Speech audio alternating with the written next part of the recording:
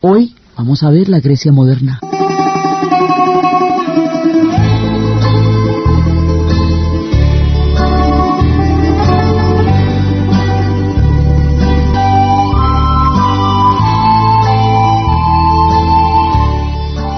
La historia de Grecia moderna tiene, como todo lo que significa este país, una cantidad de lecturas. Entonces, por un lado, hemos visto cómo la cultura griega viajó por entre las geografías, las eras históricas, los continentes, se volvió el Renacimiento, se volvió el Romanticismo, se volvió una cantidad de espectros de Occidente, vienen y van de la cultura griega. Pero el pueblo griego, los griegos de carne y hueso, ¿qué fue de ellos? Entonces, habíamos quedado, la última vez que vimos a los de carne y hueso, los habíamos visto huyendo de Bizancio, bajo la caída frente a los turcos otomanos. Habíamos visto cómo en ese frenesí, en ese caos que estaba pasando en el momento de la caída de Bizancio, decían que hacia dónde iban, y decían Istanpolis, hacia la ciudad, polis es ciudad, y que de este vocablo Istanpol salió Estambul. Entonces, a partir de 1453, los turcos se tomaron Bizancio, y se tomaron el Islam también, pero se tomaron Bizancio, y en ese momento habíamos dicho que había muerto la Roma, ahí, solo ahí, 1000 años después de la caída de la parte occidental del imperio, murió la Roma, de verdad, la Roma de Oriente. Entonces, ¿qué pasa durante ese tiempo? Pues que los turcos se van a tomar todo lo que fue Bizancio, y lo van a llamar Estambul, van a ser musulmanes, van a crear un mundo musulmán, se van a volver musulmanes sunitas, porque como ellos se tomaron el Islam y tenían una cultura en ese momento mucho menos desarrollada que las dos grandes civilizaciones a las que dominaron, entonces optaron por la religión musulmana y se convirtieron al Islam. El Islam siguió existiendo, pero ya no como califatos, ya no un Islam árabe, sino un Islam turco, con sultanatos. Entonces los otomanos, los turcos bajo el mando de Osmán, fueron creando su imperio sobre las pilares de los dos grandes culturas que conquistaron, como han hecho todos los demás pueblos. Pero entonces van a ser básicamente musulmanes. Entonces las iglesias y todo ese mundo cristiano ortodoxo tan místico, tan profundo, tan sentido, va a quedar cubierto por el Islam. Y habíamos visto cómo la invención de los cañones turcos va a acabar con la triple muralla y Constantinopla va a caer. Constantinopla se va a llamar Estambul.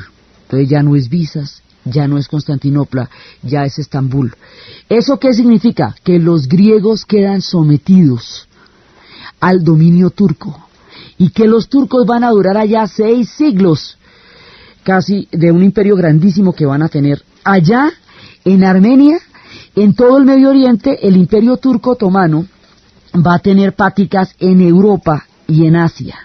Entonces va a cubrir lo que es Turquía, lo que hoy es Anatolia, o sea, es decir, Turquía, y lo que es Siria, Líbano, Egipto, toda esa parte, y lo que es, digamos, toda la parte del Sinaí, del Mar Rojo, lo que hoy es Palestina, lo que es Siria, lo que es Líbano, Israel, todo eso era parte del imperio turco otomano. Por el lado del Medio Oriente, y por el otro lado va a los Balcanes. Y al ir a los Balcanes, esa es la parte europea y es la parte que correspondía al territorio de Grecia. Entonces Grecia y los Balcanes van a quedar sometidos y le va a quitar un mordisco grande a los serbios que se llamará Kosovo, y ahí va a crear población musulmana, y ahí se van armando, digamos, una cantidad de nuevos factores en el mundo de los Balcanes. Entonces los griegos van a estar toda la vida, digamos, durante todo este tiempo sometidos, y en 1821, es decir, en el siglo XIX, Grecia empieza los movimientos de independencia frente a Turquía, porque están desde 1453 bajo el dominio turco, y todas las ciudades griegas quedaron bajo la dominación turca otomana. Entonces ellos van a empezar su proceso de independencia en el momento en que el imperio turco ya está debilitado. Para el siglo XIX este imperio ya llevaba tanto tiempo, pues dígame, desde 1453, ya llevaba muchísimo tiempo, que lo llamaban el anciano enfermo de Europa. Entonces, en el momento en que Grecia empieza su lucha de independencia en 1821, el mundo es sumamente complejo y el movimiento de independencia griega va a desatar y a detonar una gran cantidad de nuevas tendencias y de nuevas perspectivas históricas y de conflictos dentro de la zona. Entonces, ¿en qué andaban las potencias en ese momento? Ahí en 1821 hay un cambio de manos, hay un nuevo, digamos, se están barajando nuevos equilibrios históricos. Los franceses habían tratado de hacer lo posible porque no los acabaran después de las aventuras de Napoleón, estaban en restauración. Los españoles estaban a punto de perder las últimas 2 colonias que perderían al final del siglo. Los ingleses estaban en pleno proceso de expansión. El imperio ruso zarista estaba en su fase de mayor expansión, porque es en esa época, entre los Alejandros y los Nicolases, cuando termina de expandirse sobre Georgia, Armenia y Azerbaiyán, lo que llaman el Transcáucaso, y sobre el Asia Central, sobre Uzbekistán, Tayikistán, Turkmenistán, Uzbekistán y Kirguisia. Entonces, esas expansiones del Imperio Ruso hacen que el Imperio Ruso tenga toda clase de intereses en Europa, porque está en pleno proceso de expansión. Y eso hace que los ingleses tengan toda clase de, digamos, de medidas para frenar el avance ruso, porque como el centro del Imperio Británico es la India, y lo que a los británicos les interesa es la ruta a la India, la expansión rusa por los Balcanes o por el Medio Oriente es muy peligrosa para ellos. Entonces es primordial para el Imperio Británico trancar la expansión del Imperio Ruso. Entonces, ¿qué pasa? Que hay una cantidad de movimientos nacionalistas que se están generando en los Balcanes y que empiezan a partir de Grecia, y hay una cantidad de potencias que están mirando esos movimientos a ver a qué mano le apuestan y dónde ponen la marea. Y esa mirada de a ver a qué mano le apuestan determina a quienes apoyen y a quienes no apoyen, y cuándo los apoyan y cuándo no los apoyan. Entonces a rato los apoyan a unos, a rato los dejan solos, porque no es ni siquiera por la ideología ni por la afinidad que van a meterse a apoyarlos o a no apoyarlos, sino por los intereses que eso les suponga en su juego de Risk, el gran juego del ajedrez de los imperios que se está barajando en este momento en Europa. Entonces, en 1821 empieza la guerra de los griegos contra los turcos, y esa dura hasta el 27, y al principio ellos no tienen los apoyos, no tienen el apoyo de Inglaterra, a pesar de que tienen una constitución liberal, un Estado de Derecho, digamos, lo que proponen es crear un Estado de Derecho en el sentido más liberal, con todos los principios de Occidente que ellos generaron, a pesar de que en sentido estricto de la palabra cumplirían con todas las reglas de lo que Occidente llama civilización para el proyecto de país que tenían. Inglaterra no los va a apoyar. Y por eso le digo, no es por afinidades ideológicas. ¿Por qué no los va a apoyar? Porque Rusia sí los apoya. Y entonces Inglaterra lo que necesita es pararle a Rusia el carro. ¿Por qué los apoya Rusia? Bizancio, cuando Bizancio muere, cuando cae el Imperio Bizantino, los rusos van a tomar el legado de Bizancio. Ya había habido los matrimonios desde el principio, cuando estaban en la formación del mundo ruso, cuando estaba en la primera Rusia de Kiev. Olga había entrado en contacto con el mundo bizantino y les había propuesto que esa religión cohesionara a los rusos. Y después, Iván III se va a casar con Sofía Paleólogos, la hija del emperador asesinado de Bizancio, y se va a proclamar heredero de la Roma de Oriente, y como heredero de la Roma de Oriente, la palabra rusa para César es zar, y así él se va a proclamar zar de todas las Rusias. Entonces, el caudal de Bizancio se queda en Rusia. Rusia es la heredera de Bizancio. Es heredera desde la fe ortodoxa. Entonces Rusia se proclama, por un lado, protectora de la fe ortodoxa de Oriente, y con esa, digamos, con esa mirada, intenta avanzar sobre Grecia y la apoya en su independencia contra los turcos. Cada vez que Rusia quiere aprovechar un proceso de estos, se pone una camiseta. Cuando los procesos se van a dar por el lado de Serbia, Rusia es la protectora de los eslavos, porque ella es la nación eslava por excelencia. Entonces se pone la camiseta de los eslavos para apoyar a Serbia. Cuando el problema es con Grecia, se pone la camiseta ortodoxa, porque ella es la protectora de la iglesia ortodoxa. Y así se va poniendo camisetas, porque como tiene tanta diversidad cultural, pues cualquier camiseta le sirve, y ninguna de esas camisetas le gusta a Inglaterra, porque de todas maneras ahí empiezan a mostrarse las pugnas. Y es claro que el Imperio Turco Otomano se va a caer en algún momento, y todo el mundo está viendo a ver cómo le corre la butaca al Imperio Otomano, hasta que finalmente lo van a derrumbar. Entonces, en ese contexto, se da la lucha por la independencia griega. La lucha por la independencia griega es como una lana de un suéter, que usted ve una motica de un suéter que se está saliendo y la jala, y termina desbaratando todo el suéter, como pasan en los dibujos animados. La fiebre del nacionalismo balcánico arranca con la primera lucha por la independencia de los griegos. Esto es lo que va a detonar el polvorín de los Balcanes, que va a terminar al cabo de las 500 en la Primera Guerra Mundial.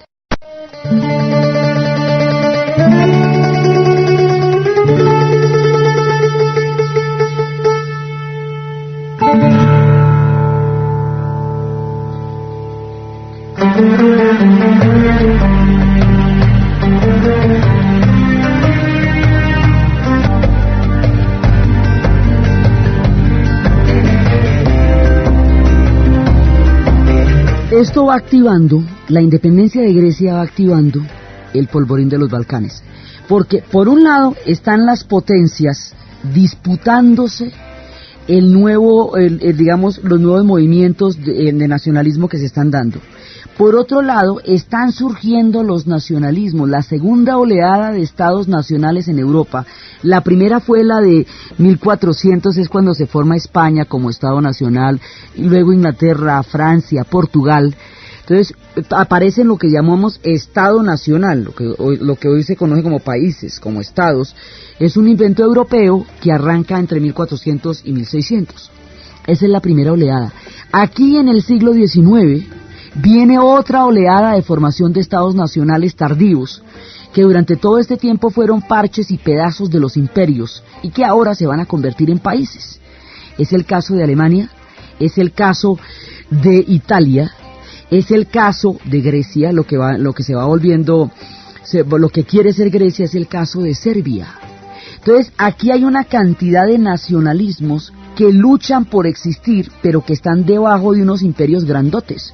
Unos están debajo del Imperio Otomano y otros están debajo del Imperio Austrohúngaro. Y todo el mundo quiere constituirse en un estado nacional en sí mismo, es decir, no formar parte ya más de ese imperio, y los imperios van a tratar de impedir que eso suceda, porque eso los va a desintegrar. Entonces, por un lado, los imperios no quieren desintegrarse. Por otro lado, los estados nacionales quieren existir. Y por el otro lado, las potencias están a la espera de cualquier papaya, la más mínima, para avanzar sobre esos territorios, apoyando las luchas de unos contra otros. Entonces estos son como tres círculos diferentes de un mismo ajedrez, que es el mundo en el siglo XIX. Y de ese ajedrez en los Balcanes, Grecia es el centro. Entonces empieza la lucha, y eso va a hacer que alrededor de esa lucha se vayan armando los demás nacionalismos. El nacionalismo serbio, todos los grandes reinos, y hay una enfermedad balcánica que siempre va a haber ahí, y es que todo el mundo reclama como suyo lo que fue su imperio o su cultura en la época de mayor expansión. Entonces, ¿qué sería la nación griega? Pues un rosario de pueblos regado por todo el Egeo, regado por la península balcánica, y que abarca la Anatolia. Es decir, lo que sería Grecia sería una parte grandísima, porque mire, como era todo, eso era desde Sicilia, mejor dicho, si nos ponemos serios. Y después usted va cogiendo toda la península balcánica en la parte que tiene que ver con el Mediterráneo y en la parte de la montaña inmediatamente al ladito del Mediterráneo, y luego pasa al Egeo, y luego pasa a Turquía. Todo eso sería Grecia. Entonces eso se llama panhelenismo, es decir, todo lo que fue helénico ahora será el estado de Grecia. Pero a eso le corresponden una cantidad de panes. Todas las tribus hermanas que estaban regadas por toda Europa quieren hacer ahora un país ¿Con qué límites? Si eso estaban distribuidos por todas partes. Entonces, el unir a todos los germanos para armar un solo país se llama pangermanismo. Eslavos en esa zona son un montón, porque hay eslavos del este, que son Rusia, Bielorrusia y Ucrania. Hay eslavos del norte, que son los checos, los eslovacos, los polacos. Y hay eslavos del sur, que son los serbios, los croatas, los eslovenos, montenegrinos. Entonces, los que quieren hacer una gran nación eslava, que Rusia dirigiría, por supuesto, se llaman pan-eslavos. Pan significa todo en griego. Pan significa todo. Entonces, los panhelénicos, los paneslavos, los pangermanos y este montón de panes no pueden estar juntos al mismo tiempo, porque cada uno de ellos implica que el otro no puede existir. Entonces, todos esos panes van a chocar, por un lado. Por el otro lado, las intenciones de los imperios de no permitir ningún pan de nada, ni el pangermanismo, ni el paneslavismo, ni el panhelenismo. Por otro lado, las intenciones de las potencias de ver qué pueden pescar en ese río revuelto y cómo sus intereses no se vayan a ver afectados con toda esta cantidad de variantes que no pueden manejar. Todo esto está jugando ahí. Entonces, y todo esto, digamos, se concentra en los Balcanes y se concentra alrededor del nacionalismo griego, porque el nacionalismo griego es el que detona todo lo demás.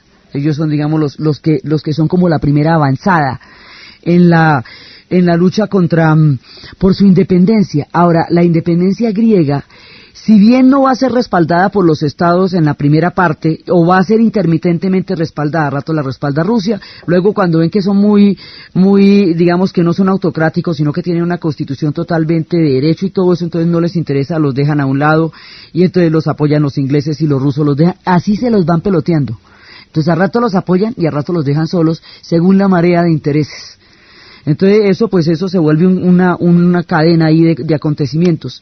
Si bien los estados tienen una actitud totalmente, digamos, oportunista frente a la lucha de independencia de Grecia, esa lucha de independencia va a generar un espíritu, que es el espíritu del romanticismo. Es decir, el romanticismo también hace que los griegos estén planteando su independencia, y la independencia de los griegos hace que el romanticismo exista.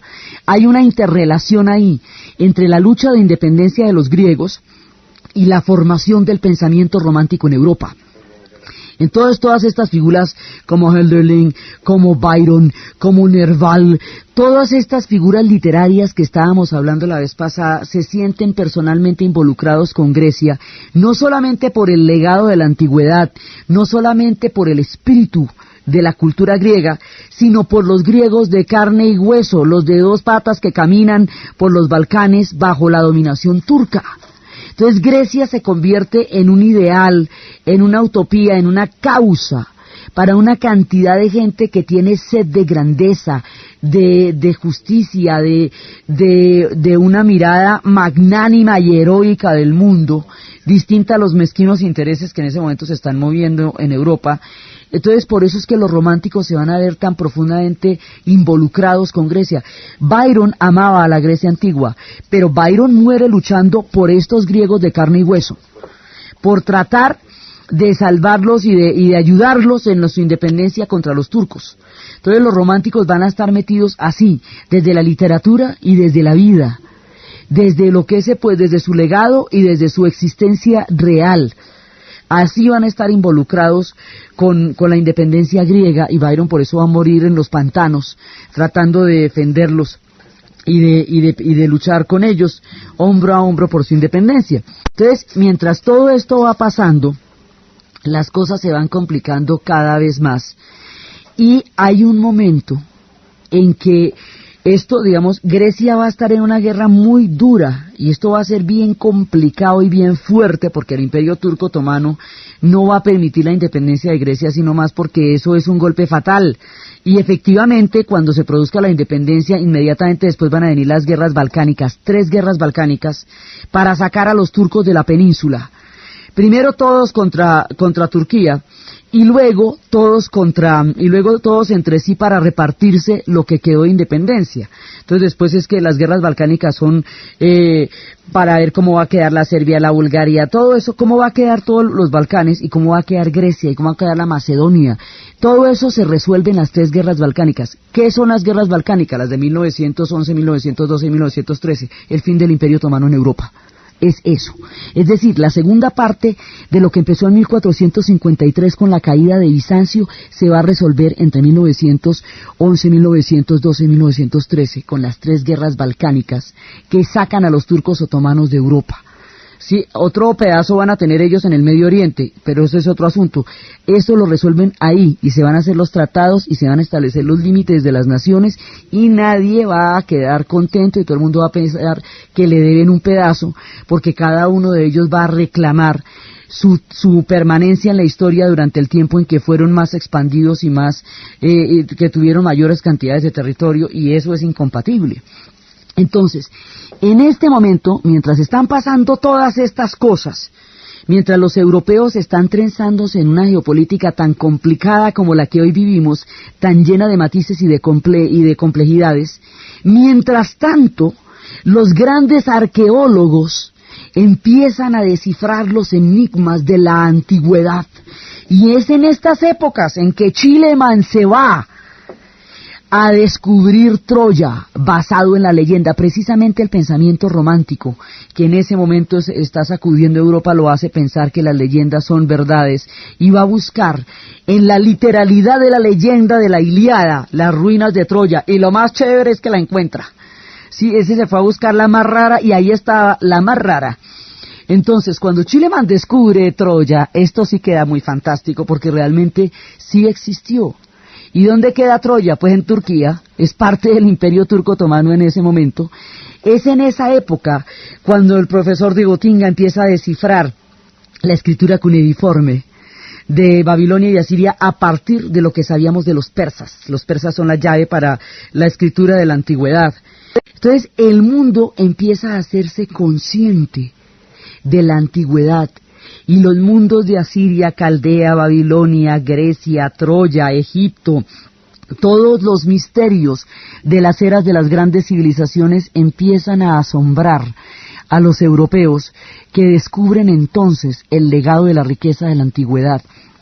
Esos descubrimientos que en ese momento estaban iluminando, porque es que el romanticismo también se nutre de eso. Imagínese usted que le cuenten que existe Troya y que existen todo, y que usted pueda ver los palacios de Sennacherib, de Asurbanipal, todo lo que fue la grandeza de la antigüedad. Eso es alucinante. Entonces el siglo XIX da el futuro porque es toda la época de la revolución industrial en forma, da el pasado porque es toda la época del legado de la antigüedad, y da las fuerzas de los nacionalismos que están atravesando de un lado y otro el continente europeo, las fuerzas del socialismo que está planteando mejores condiciones de vida para las poblaciones de la era industrial. Todo esto está pasando al tiempo porque la realidad es compleja y diversa. Todo y pasa alrededor de Grecia. Entonces, cuando empiezan a descubrir todo esto, empiezan a descubrir los grandes tesoros, y la lucha entre los griegos y los turcos se va volviendo cada vez más brava, más fuerte, y hay un momento en que realmente los griegos no van a poder defender sus grandes tesoros, no pueden responder por ellos porque están en una lucha bravísima contra los turcos, no pueden responder por eso. Entonces, ¿qué pasa? Es verdad que la cosa en ese momento es grave. Es verdad que hay problemas serios de mantenimiento de esos monumentos en ese momento y en esa coyuntura. Entonces es ahí cuando llegan los ingleses, cuando llegan los franceses y cuando llegan los alemanes y se trastean enteritico el mundo griego para los museos. Entonces, ¿dónde está la antigüedad griega? En el Museo Británico. Se llevan los frisos enteros y van y los ponen allá. Y todo lo que en Grecia se ve como huecos, en el Museo Británico está ahí una cosa sobre otra, porque están desde las grandes tumbas egipcias que se llevaban todas las tumbas completas, hasta los grandes frisos griegos.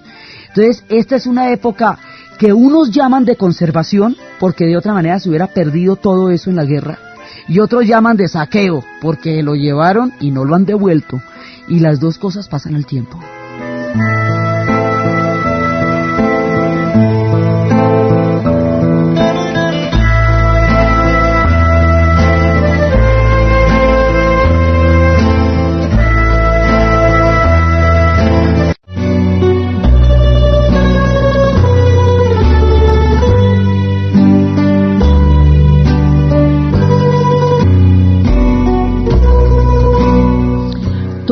los tesoros que en ese momento, pero esto eran camionadas y camionadas, digamos, era una cantidad de cosas de todo el transporte de todo esto, eso eran cantidades de trenes, se van llevando todo esto.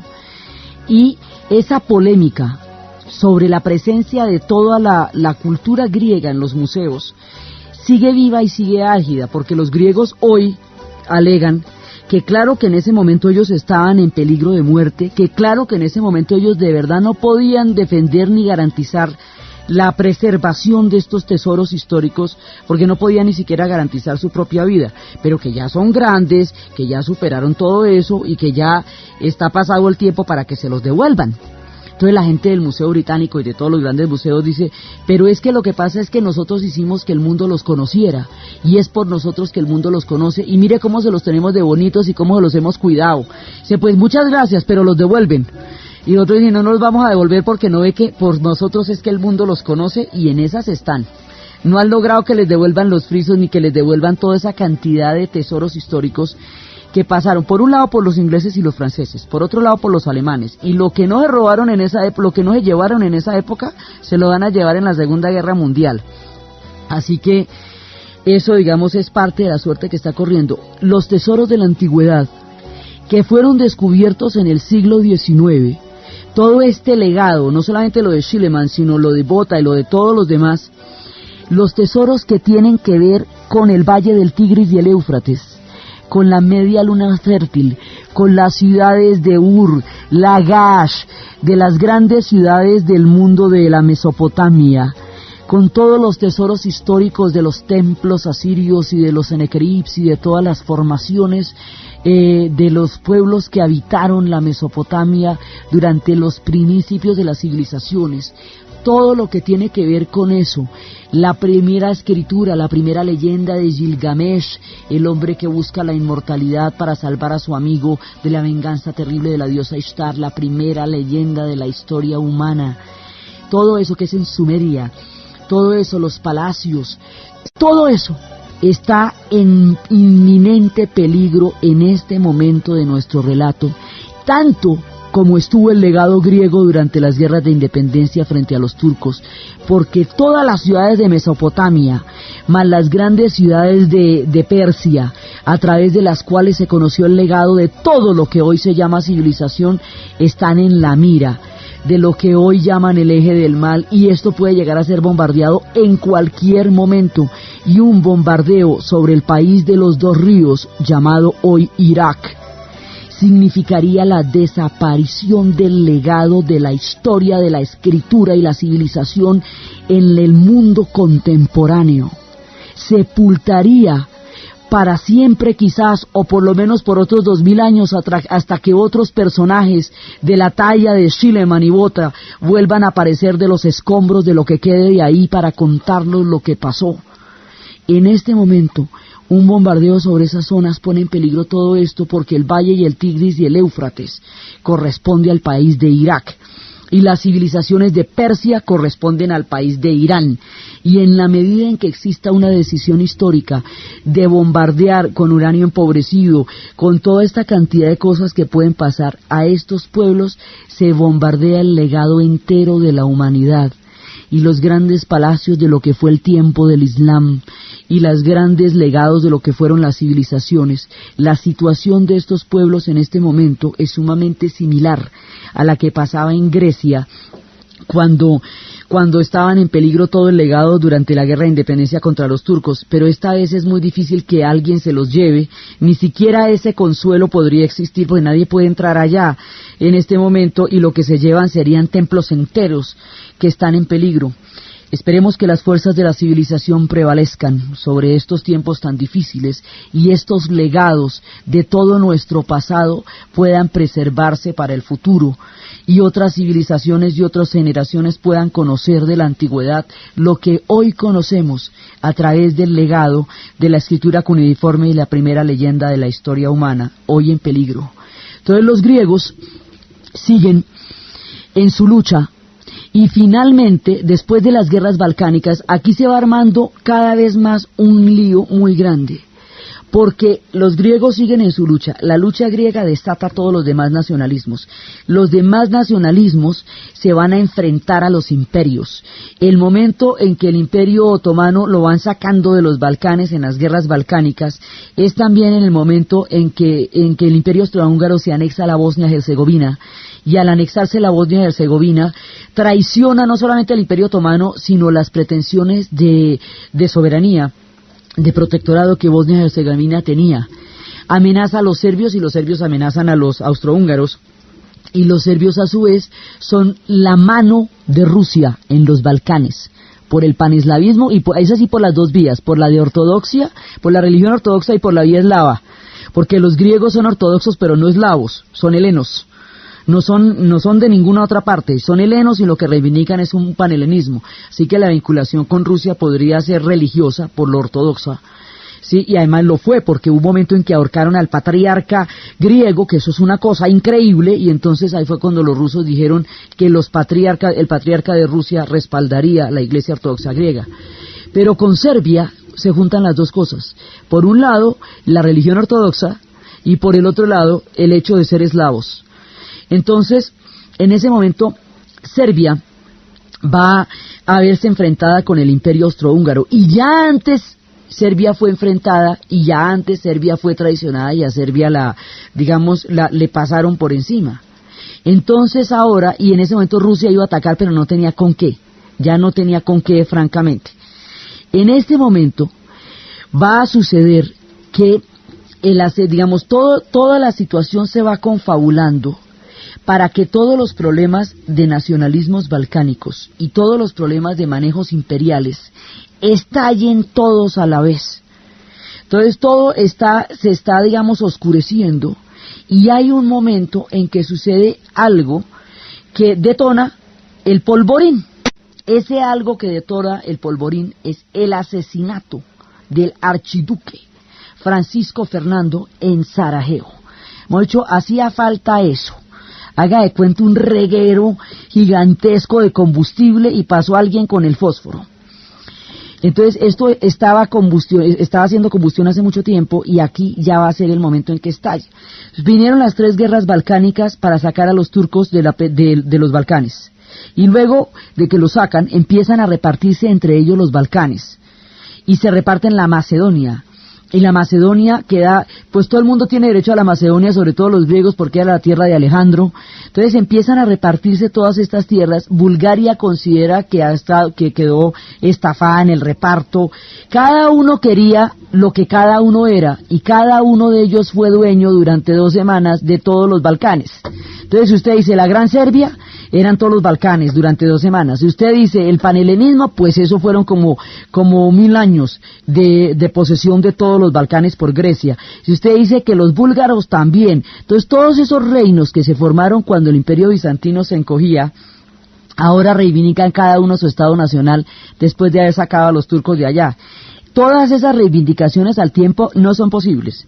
Y máxime si son las potencias las que van a terminar decidiendo los límites de todo esto, haciendo figuritas como por ejemplo crear un estado tapón entre el imperio otomano y el imperio austrohúngaro, un estado ahí para que nos pongamos de acuerdo en estos límites, que se llamaría Albania. Y así estos pueblos son hechizos, porque se van a crear en la pugna de todas estas diferencias y todas estas reclamaciones. Entonces nunca van a quedar las poblaciones que son donde tocan, sino que todo el mundo va a quedar, mis amigos y mis primos van a quedar al otro lado, y al lado mío quedan unos que no son parientes míos. Entonces yo quiero que mis parientes vivan conmigo y que los que no son parientes míos se vayan de ahí. Y eso va a querer todo el mundo. Entonces, cuando todo esto está pasando, pues habíamos hablado del archiduque, del emperador Francisco José, que por un lado le habían asesinado los anarquistas italianos en la creación de la Italia. Un anarquista italiano cometió el atentado que termina con la vida de Sisi Emperatriz, por un lado.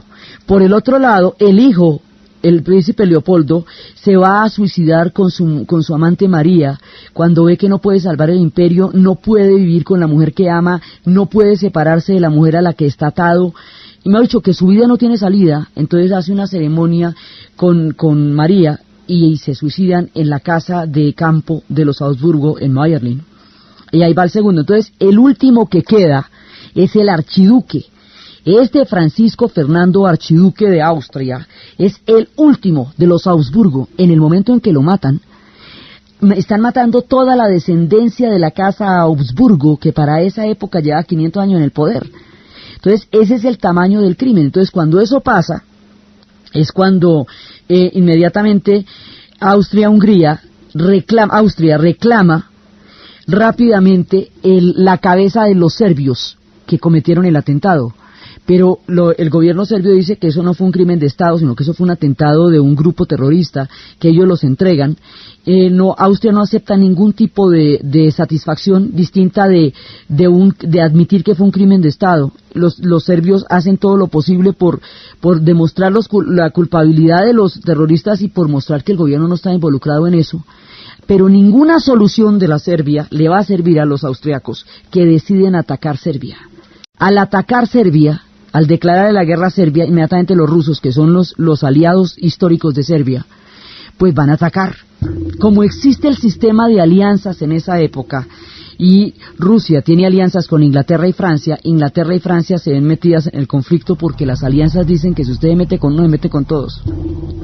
Igualmente, si Austria-Hungría está metida en el conflicto, pues Alemania también, porque Alemania es la aliada de Austria-Hungría.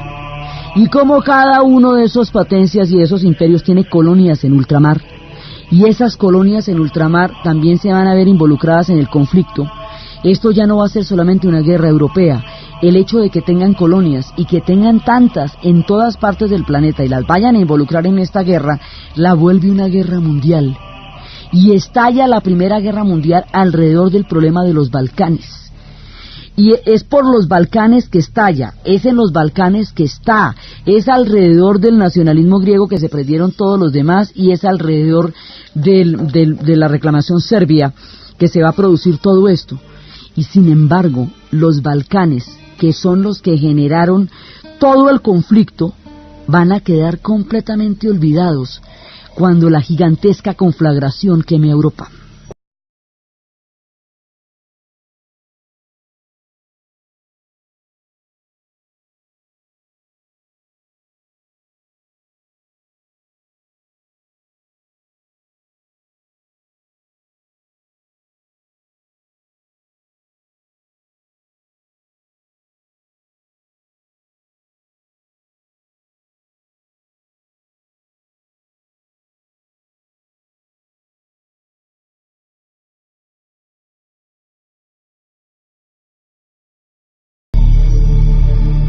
El polvorín de los Balcanes es como un corto en la cocina. Haga de cuenta que se presentó un corto en la cocina que generó un incendio que quemó la ciudad. Entonces, después de que la ciudad se quemó toda, nadie se acuerda de que eso empezó por un corto en la cocina. El polvorín de los Balcanes es el corto en la cocina. Pero como la devastación fue tan grande, y como Alemania lo perdió todo, Inglaterra una generación entera, Francia quedó hecha una sola chamba por la guerra de trincheras. O sea, la dimensión de la Primera Guerra Mundial es tan grande y lo que le va a pasar al mundo es tan tenaz que a todo el mundo se le olvida los Balcanes, que era el corto en la cocina. Pero ellos siguen siendo problemáticos y siguen existiendo, y fíjese si no que en los 90 otra vez nos volvimos a ver con ellos. Entonces resulta que estalla toda esa, y claro, como la Primera Guerra Mundial quedó mal terminada, porque finalmente las cosas que la llevaron no se resolvieron en ella, sino que se agravaron con el Tratado de Versalles, pues va a haber una segunda, porque la segunda es la continuación de la primera. Entonces mire todo lo que va a pasar a partir del corto en la cocina, que es el polvorín de los Balcanes. Entonces la guerra coge su propio curso, que el frente ruso se rompe porque estalla la Revolución de Octubre y se retira de la guerra, que el Imperio Austrohúngaro se viene abajo estrepitosamente y surgen los estados de toda la Europa central surgen ahí después de la Primera Guerra, que el Imperio Turco Otomano después de la Primera Guerra Mundial se desbarata totalmente, que es cuando la época de la rebelión de Lawrence de Arabia. Entonces, después de todo eso, ya, digamos, queda como de lado lo que pasó con los Balcanes, pero lo que pasó con los Balcanes, el hecho de que la gente no lo recuerde no significa que se haya resuelto. Eso sigue ahí y sigue en punta. Entonces el Imperio Turco Otomano va a eso, todo el mundo le va a echar mano ahí, porque por un lado va a haber una rebelión de unos jóvenes turcos que quieren acabar con el imperio y hacer una nación moderna. Va a haber toda cantidad de factores alrededor del Imperio Turco Otomano. Y cuando el momento, los griegos se van a independizar finalmente, van a lograr su independencia y van a empezar a establecer los límites de su nación.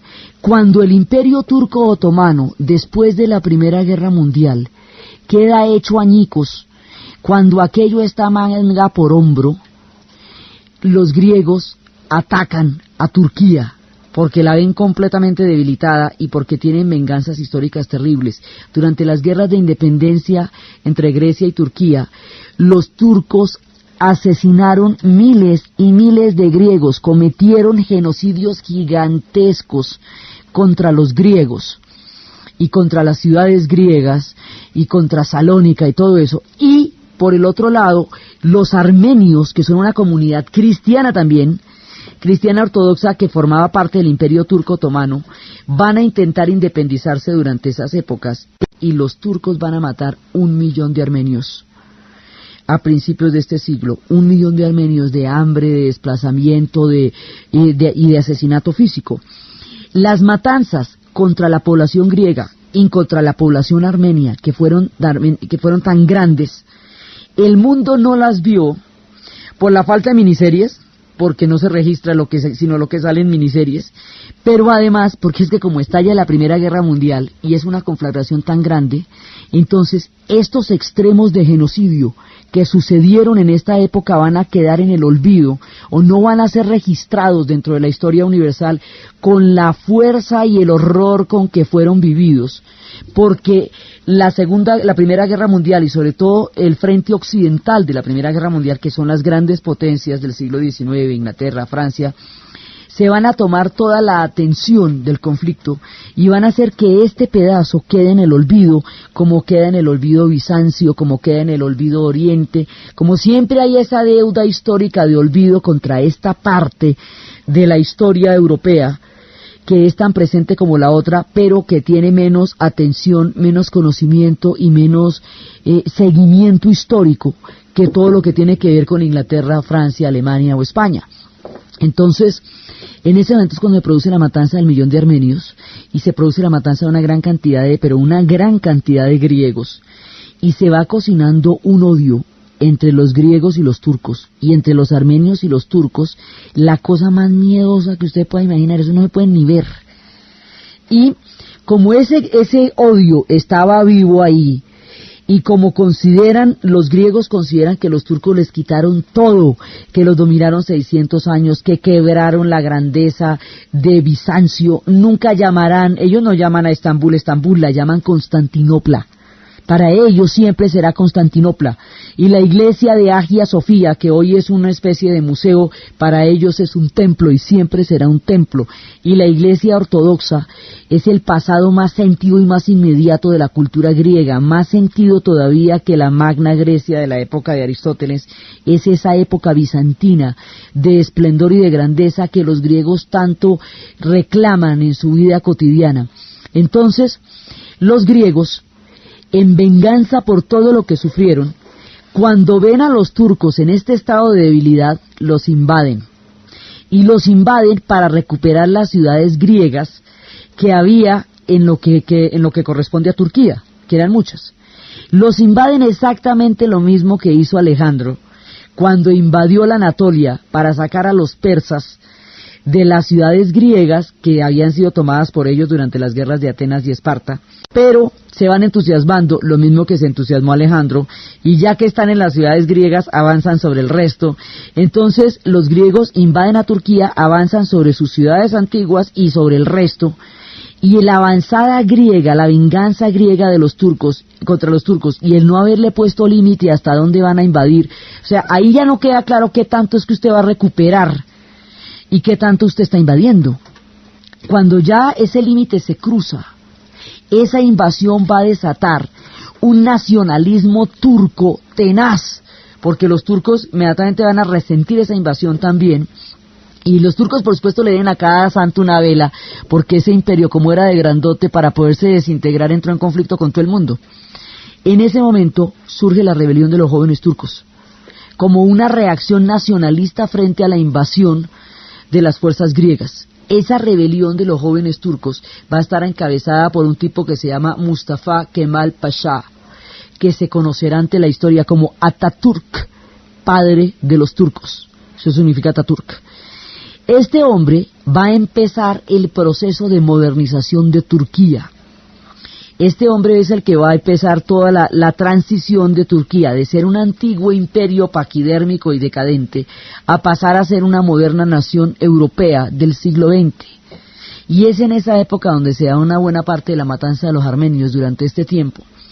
Entonces, ahí se desatan otras dinámicas y los turcos reaccionan, y de todas maneras un montón de ciudades quedan del lado turco, lo que es Éfeso, lo que es Esmirna, de las grandes ciudades del mundo griego están en este momento del lado turco. Entonces, entre unas y otras guerras, como esto es un reguero de islas, unas quedan para un lado, otras quedan para el otro, y siempre hay alguien que dice que esa era de allí o que esa era de acá. Y bueno, nunca hay y no hay aún acuerdo entre cuáles de esas islas son verdaderamente griegas y cuáles son turcas. Y entre ellos existen toda clase de problemas que más adelante se van a agravar y se van a encontrar en punta en la isla de Chipre. Es ahí donde este conflicto turco-griego se va a mostrar en su forma más agresiva, es en la isla de Chipre. Entonces todas esas islas, Creta, Rodas, todas esas islas quedan en las reclamaciones de la formación de estas dos naciones, del Estado griego como tal y del país de Turquía que vaya a quedar después de que se disuelva el Imperio Turco Otomano. Entonces ahí quedan estas dos, en eso no está de acuerdo nadie, y las potencias van a jugar de nuevo con estos dos pueblos como jugaron con las épocas de los imperios, y los van a apoyar según los intereses que tengan en uno u otro lado. La inestabilidad en la que queda Grecia va a provocar una dictadura, y Grecia siempre va a estar entre la democracia y la dictadura, como estaba en tiempos de Solón y como estaba en tiempos de Pericles, que a rato llegaba un dictador y otra vez volvía a la democracia y así. Entonces los griegos van a tratar de formarse como puedan con lo que hay, van a tratar de reconstruirse, y en el periodo entre guerras es cuando va a llegar a Grecia, primero a ir allá y luego a ir a Egipto, un tipo que se llama Lawrence Duriel. Y Lawrence Duriel, con el espíritu del mundo griego, va a escribir primero él vivió en Grecia y luego se fue para Egipto, y en Egipto va a escribir el Cuarteto de Alejandría.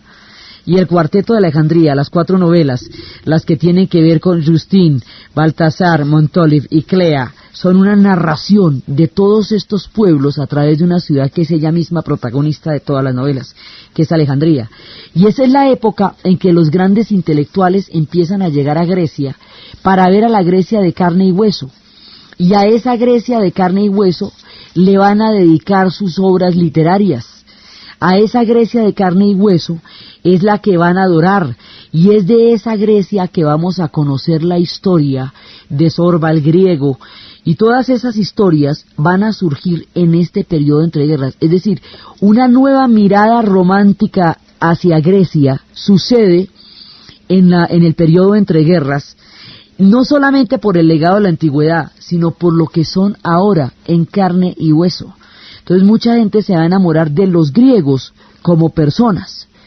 Y en este periodo donde se produce tanta literatura y donde se produce tanta ensoñación, estamos antecitos de la segunda parte del conflicto, la Segunda Guerra Mundial, que es cuando los italianos y los alemanes van a invadir a Grecia, y allá van a pasar cosas desde la ensoñación de Mediterráneo hasta las barbaridades del capitán de la mandolina. Toda clase de cosas van a pasarle al pueblo griego. La Segunda Guerra Mundial, la guerra civil, la era moderna, los tiempos de Irene Papas, de Nikos Kazantzakis, de toda la intelectualidad griega, de María Callas, hasta Aristóteles Onassis y el Jet Set. Todo esto va a suceder en el siglo XX, y eso es lo que vamos a ver en el siguiente capítulo.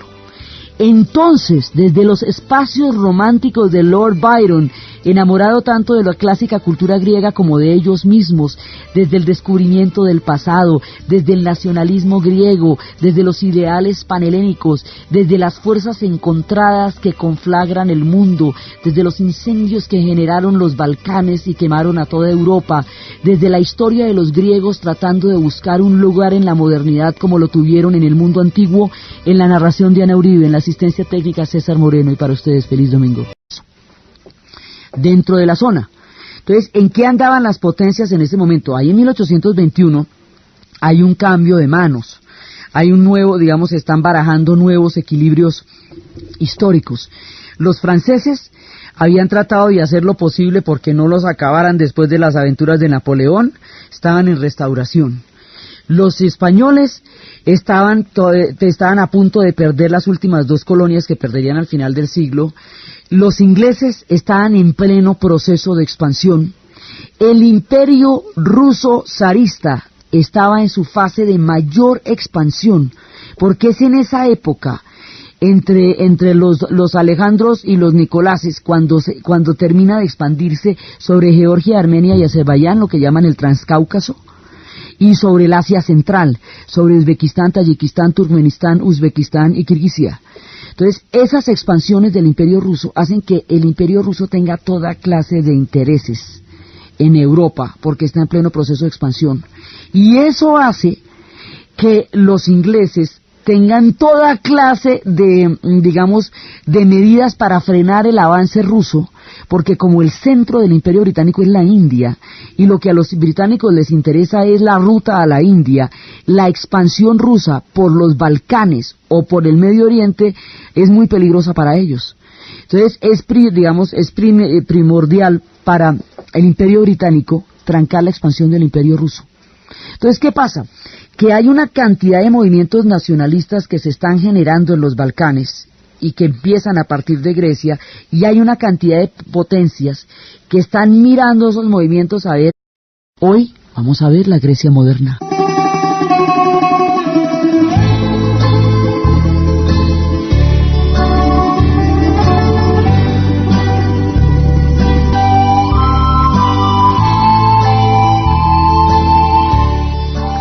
La historia de Grecia moderna tiene, como todo lo que significa este país, una cantidad de lecturas.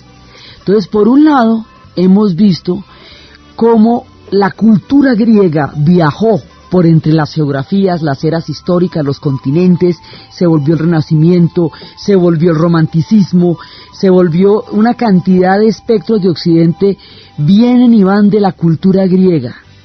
Pero el pueblo griego, los griegos de carne y hueso, ¿qué fue de ellos? Entonces, habíamos quedado, la última vez que vimos a los de carne y hueso, los habíamos visto huyendo de Bizancio, bajo la caída frente a los turcos otomanos.